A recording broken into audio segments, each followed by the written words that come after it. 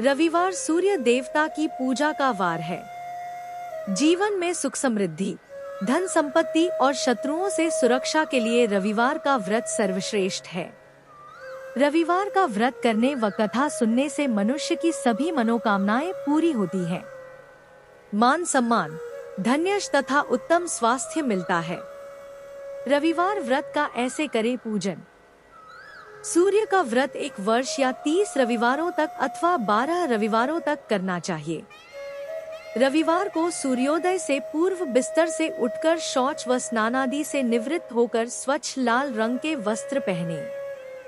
तत्पश्चात घर के ही किसी पवित्र स्थान पर भगवान सूर्य की स्वर्ण निर्मित मूर्ति या चित्र स्थापित करें। इसके बाद विधि विधान से गंध पुष्पादि से भगवान सूर्य का पूजन करें। पूजन के बाद व्रत कथा सुने। व्रत कथा सुनने के बाद आरती करें।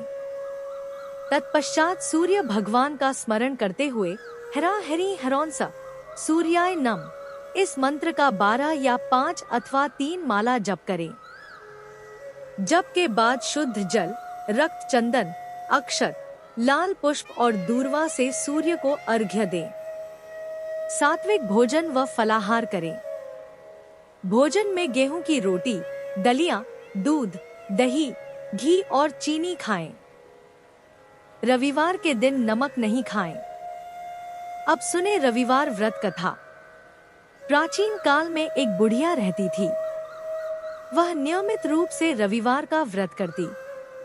रविवार के दिन सूर्योदय से पहले उठकर बुढ़िया स्नानादि से निवृत्त होकर आंगन को गोबर से लीपकर स्वच्छ करती।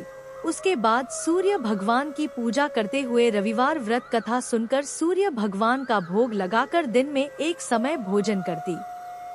सूर्य भगवान की अनुकंपा से बुढ़िया को किसी प्रकार की चिंता एवं कष्ट नहीं था। धीरे धीरे उसका घर धन धान्य से भर रहा था।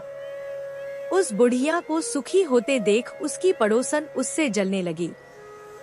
बुढ़िया ने कोई गाय नहीं पाल रखी थी, अतः वह अपनी पड़ोसन के आंगन में बंधी गाय का गोबर लाती थी। पड़ोसन ने कुछ सोचकर अपनी गाय को घर के भीतर बांध दिया। रविवार को गोबर न मिलने से बुढ़िया अपना आंगन नहीं लीप सकी। आंगन न लीप पाने के कारण उस बुढ़िया ने सूर्य भगवान को भोग नहीं लगाया और उस दिन स्वयं भी भोजन नहीं किया। सूर्यास्त होने पर बुढ़िया भूखी प्यासी सो गई। प्रातःकाल सूर्योदय से पूर्व उस बुढ़िया की आंख खुली तो वह अपने घर के आंगन में सुंदर गाय और बछड़े को देखकर हैरान हो गई। गाय को आंगन में बांधकर उसने जल्दी से उसे चारा लाकर खिलाया। पड़ोसन ने उस बुढ़िया के आंगन में बंधी सुंदर गाय और बछड़े को देखा तो वह उससे और अधिक जलने लगी। तभी गाय ने सोने का गोबर किया। गोबर को देखते ही पड़ोसन की आंखें फट गईं। पड़ोसन ने उस बुढ़िया को आसपास न पाकर तुरंत उस गोबर को उठाया और अपने घर ले गई तथा अपनी गाय का गोबर वहां रखाई। सोने के गोबर से पड़ोसन कुछ ही दिनों में धनवान हो गई। गाय प्रतिदिन सूर्योदय से पूर्व सोने का गोबर किया करती थी और बुढ़िया के उठने के पहले पड़ोसन उस गोबर को उठाकर ले जाती थी। बहुत दिनों तक बुढ़िया को सोने के गोबर के बारे में कुछ पता ही नहीं चला।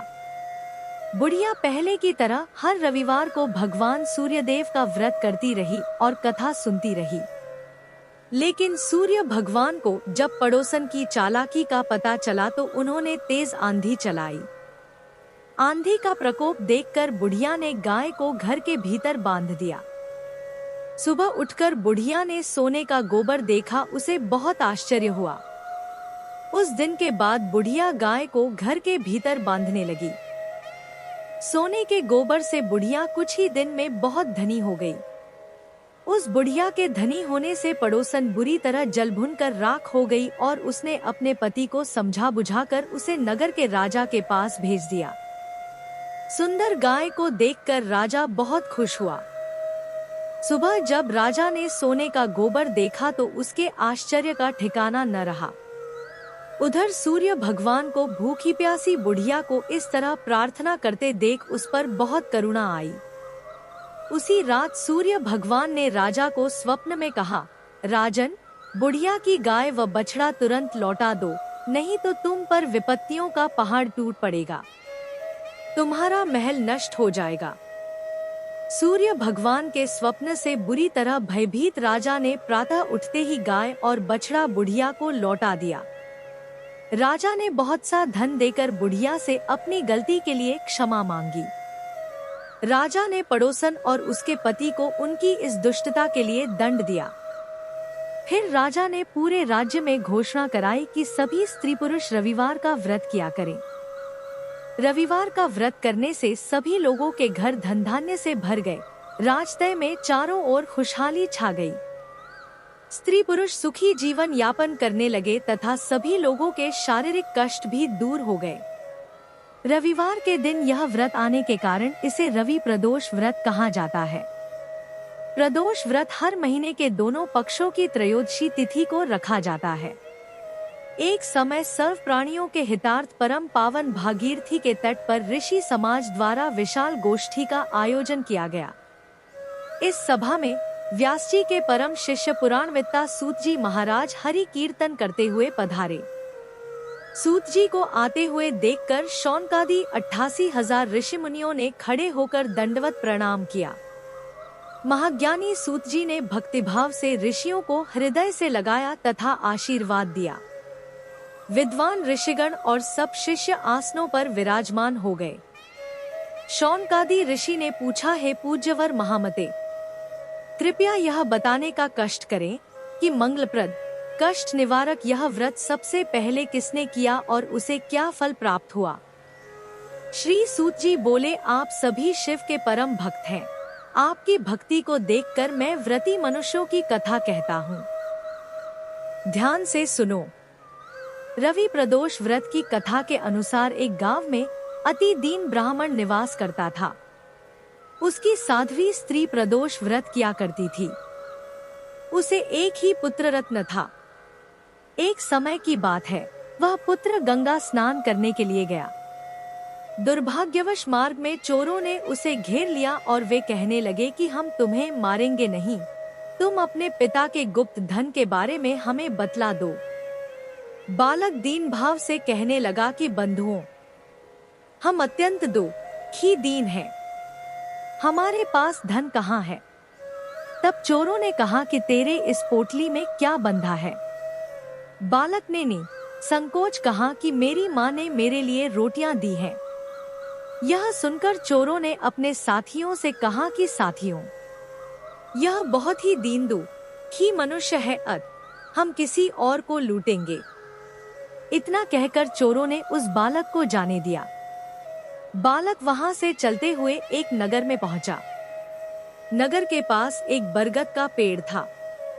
वह बालक उसी बरगद के वृक्ष की छाया में सो गया।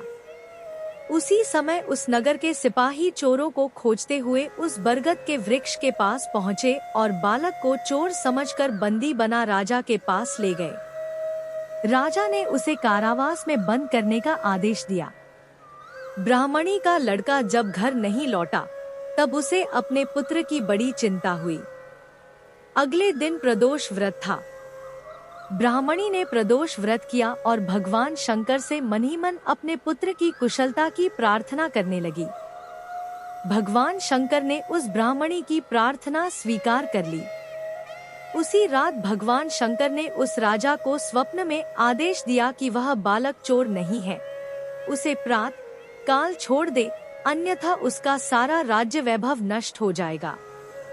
प्रात काल राजा ने शिवजी की आज्ञानुसार उस बालक को कारावास से मुक्त कर दिया। बालक ने अपनी सारी कहानी राजा को सुनाई। सारा वृत्तांत सुनकर राजा ने अपने सिपाहियों को उस बालक के घर भेजा और उसके माता पिता को राज दरबार में बुलाया।